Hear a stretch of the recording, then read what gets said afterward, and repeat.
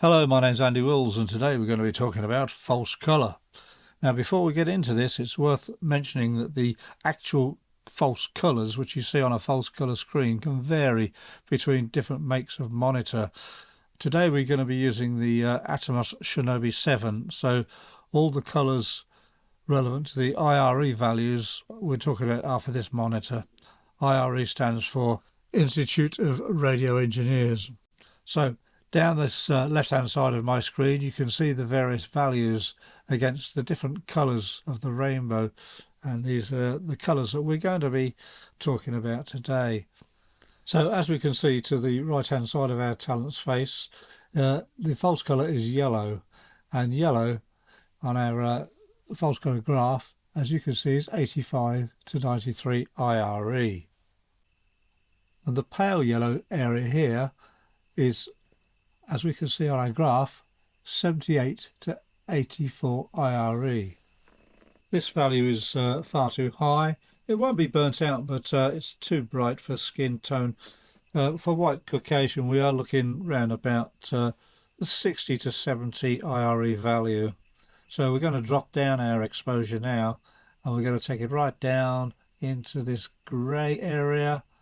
And as you can see from our scale at the side, this is round about 59 to 77 IRE.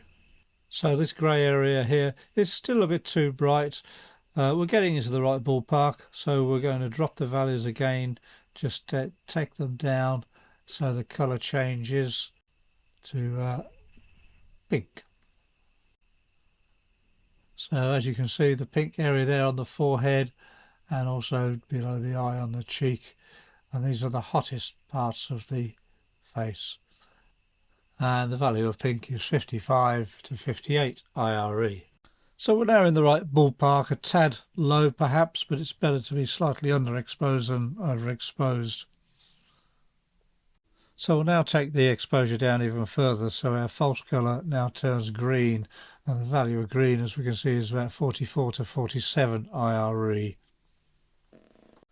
And if we drop the values even further, so we're into the dark grey area, and the values are 25 to 43, which is way underexposed now.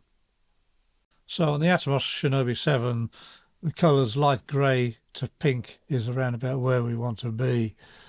Obviously, if you're looking at a different monitor like a Lilliput or a DesView, you do need to check those IRE values against the colours because they may vary.